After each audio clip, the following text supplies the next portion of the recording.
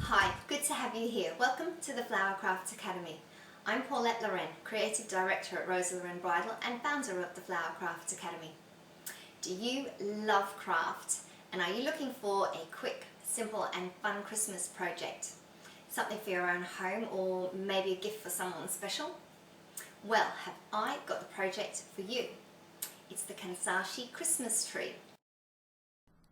This is a variation made from pointed petals with a gathered petal star. It really takes very little to create it, and let's start by taking a look at the templates. We're going to need two templates, the large pointed petal for the tree and the small gathered petal for the star.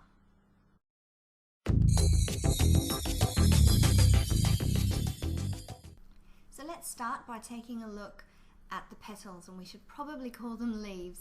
This is the template we're using, the large pointed petal template, and this is what it looks like.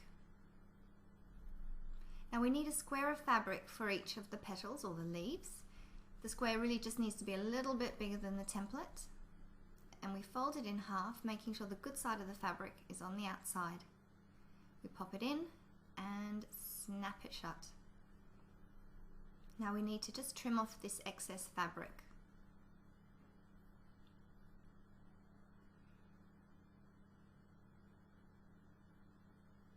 Okay. Now you can see all these numbers, and we need to find number 1, start, and put our needle and thread through. And then it's just a matter of finding the next number, 2, and over, in through 3, in through 4, in through 5. It honestly is this simple. 6, 7, 8, it's foolproof. 9, 10, 11, and oh gosh, just got enough thread here. 12, there we go. Finish. Now we need to just pop it open and take our little piece of fabric out. Now the long pieces of thread here need to be on the inside, and we fold it over. And we just need to give it a few good tugs, and it will gather up nicely. There we go. So there is our first petal or leaf. Now, I'm not making a chain, so I need to finish this thread off. Each petal will be made separately. So we just need to knot off the thread and trim it.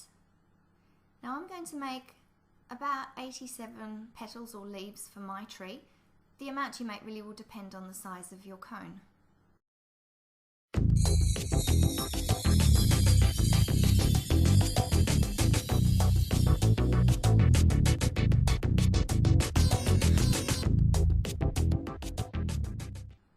Now what I have here is a styrofoam cone. You can pretty much get it from any haberdashery or craft store. I've got some petals and some pins.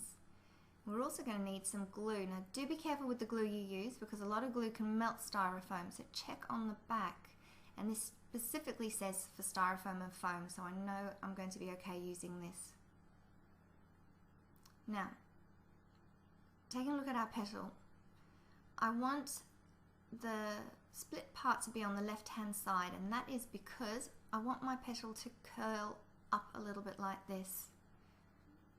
And that's because when it sits on the foam, I want it to just have a little bit of a flip off the edge there. So now we need to pop some glue on the back. Be generous with your glue. And then just place it. We're going to do the first row at the bottom first. Now I want it to be just a little bit lower than the styrofoam because I want a little skirt at the bottom. Now to keep that in place, we're going to have to put a pin in. Just until it's dry. There we go. Okay, so let's do another one, making sure we've got that on the right side, which in this case is the left. A nice spot of glue.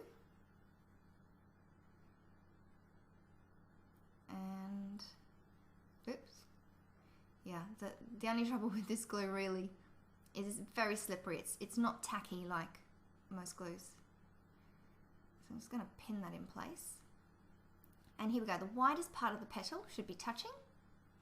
And there should be a little wedge of space at the top here. But don't worry about that because our second row is going to just slot in over the top there. So you won't see that wedge at all. Just over the top there like that.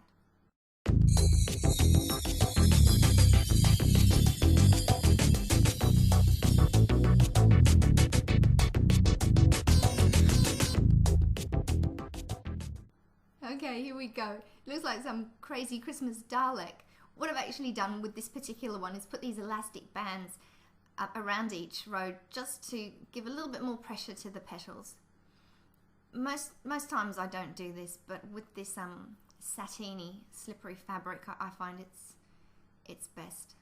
Okay, so we can take the pins and the elastics off. Some of them are a little bit tricky. Make sure you hold the petal down when you pull the pin out.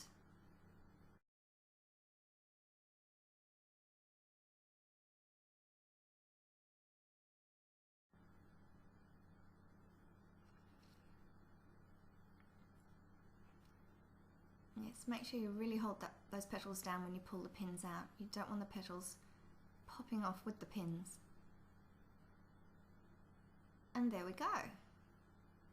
Now all of those should be nice and firm and secure. Okay, so what I've got here as my decoration is just a chain of beads. I'm just going to trim each one off and use them as baubles to decorate the tree. So I'm looking for a nice little dip in the petal, and that's exactly where I'm going to put the bead. Now this time I'm using my fabric glue. It is nice and tacky. So as soon as this is on, it's going to be sitting in place. It's not going to fall off. I don't need to wait for it to dry to do any more. And I'm just strategically going to pick maybe every second or third petal to put a bead on.